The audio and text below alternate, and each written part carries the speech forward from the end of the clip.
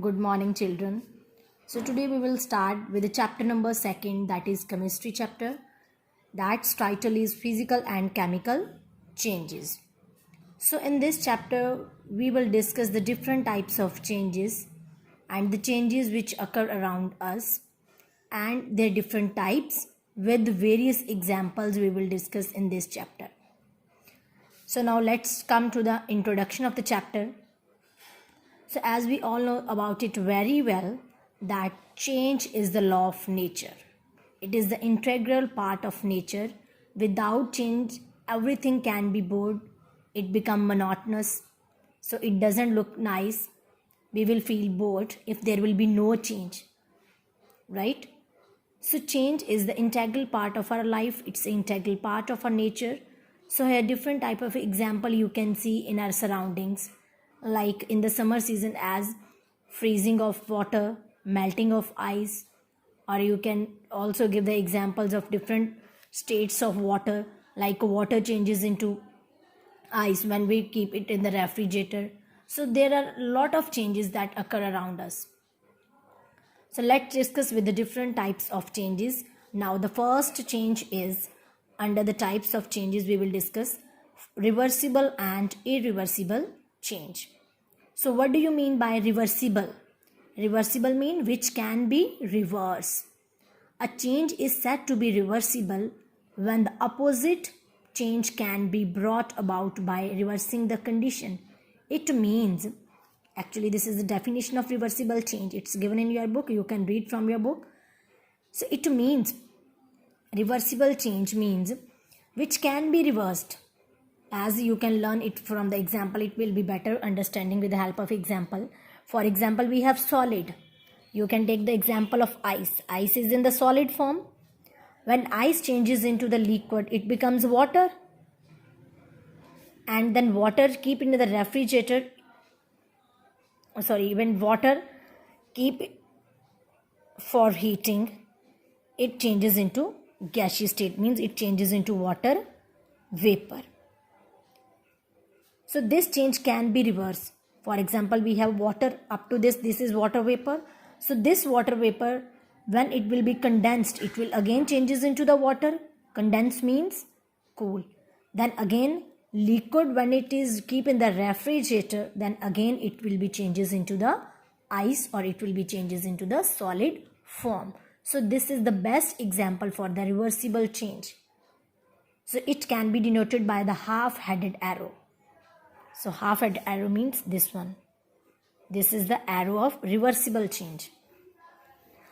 So here also some examples of reversible change, like glowing of an electric bulb, heating of an electric iron. So there are various examples. So melting of ice, so freezing of water, these are the reversible changes. Now come to the irreversible change.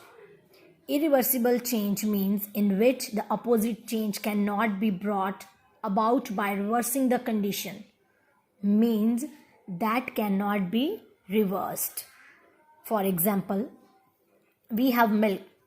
Milk can be changes into the curd, but curd cannot be changes into the milk, means that is a irreversible change.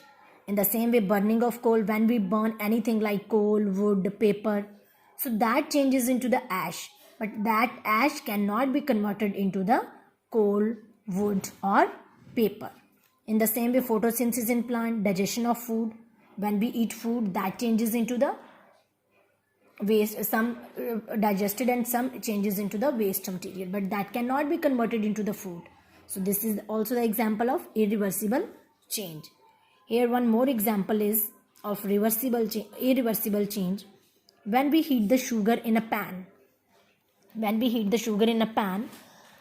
that converted into the black color.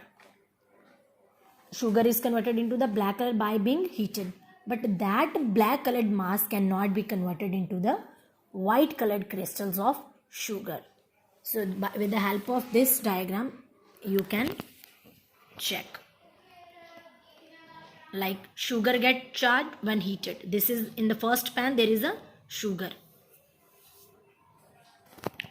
In the second, when it being heated, it converted into the black colored mass. In the third, it changes into the black colored mass. So it means this black colored mass cannot be converted into the white colored sugar. In the same way, curdling of milk.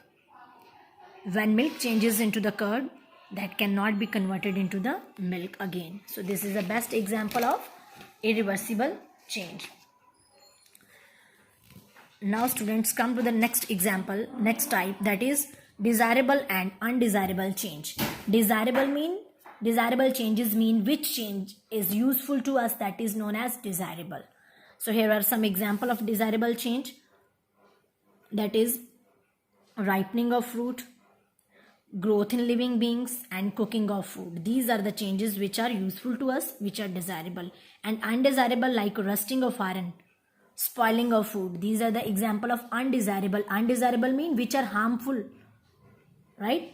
Like cyclones, earthquakes, volcanic eruptions. These all are the examples of undesirable changes that give harm to us, that give damage to us. That is known as undesirable changes. Now let's begin with the next change, that is physical and chemical change. Now physical change is that change in which no new substance is formed. In the physical change, no new substance is formed, but on the other side, in the chemical change, new substance is formed. For example, in case of physical change, I'll give you one example, like glowing of heater. When we glow heater or electric bulb, what happens at that time? When we glow, electric current is passed through it, the glow vanishing when the current is switched off. Means when we switch on, it glows. When we switch off, it does not glow. Means this is the example of physical change, or it can be example of reversible change. You can also give this example in case of reversible change, because no new substance is formed. Glowing of heater or bulb is a physical change. In the same way, melting of solid. In case of melting of solid, when solid melts, no new substances are formed. When solid melts, it changes into water. But in the actual form, it is water, na? Means ice changes into water and water changes into ice. Basically, this is a water, and this is also the example of physical change. In the same way, melting of any solid, you can take butter, iron, silver, gold. These all are the examples of physical change or reversible change. In the same way, now next example is under this thermal expansion of substance. Means when we heat anything, that changes into in the another state. For example, here I will give you one more example, like inflated balloon often burst on its own at a birthday party. Do you know why? Because the air inside the balloon expands when the latter remains near a hot bulb for a while. Means when we keep the inflated balloon near the electric bulb, after some time what will happen? The air which is present inside the balloon, that expands because of the heat. That is why that balloon, after some time, that balloon burst. Now next is change in state of matter. Already we have done in the reversible change. When solid changes into liquid, liquid changes into gas, that means this is the change. Which change? This is a reversible change. When solid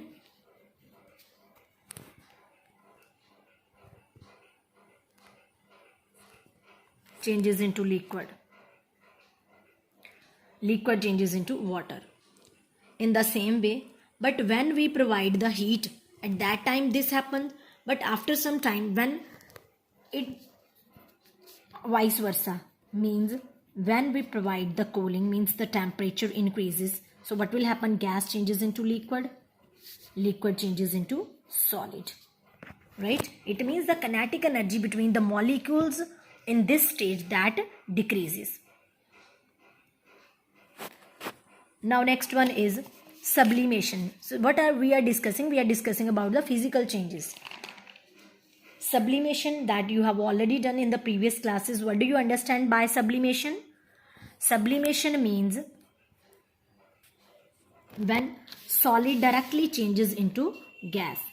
When solid directly changes into gas, that is known as sublimation. So here you can take the examples of ammonium chloride, iodine, right, naphthalene balls, that directly changes into the vapor state without melting. And when cooled, the vapor is directly converted into the solid. So this is a physical change. Sublimation is also the physical change. Now next one is the dissolution of substance in a liquid. Dissolution of substance in a liquid means when we take the solid like salt, glucose, that dissolve in water, means the substance that dissolve. I think you must know about these things, or you have already done what is solute, what is solvent, what is solution. But again I'll repeat this one. Solute means the thing which is dissolved, which dissolves, which dissolve is called solute.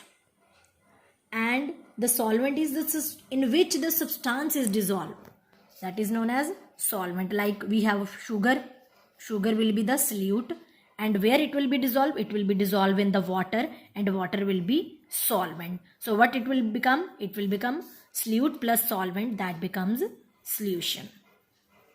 This is a basic concept related with it. So what will happen when solute mixed with the solvent, that form a solution? So the solute molecules hide themselves. So what will happen here? The solute molecules hide themselves in the intermolecular spaces of the solvent, then it mixes together, then it forms a solution. I think it's clear to you. So here the solute can be obtained back from the solution by evaporating the solvent. For example, we are taking, we know about it very well. When we dissolve the salt in the solution, right, it get dissolved, but after some time, if we want to get evaporate it, if we heat it, that salty water, when we heat it, what will happen? That will evaporate. By heating, on heating, the water will be evaporate. So what will be the left behind in the pan? The white colored layer is left behind in the pan. That shows that this is the presence of solute. So which solute we have already done, we have already used in it, that is salt. So it means this is a physical change, right? So now come to the next is, that is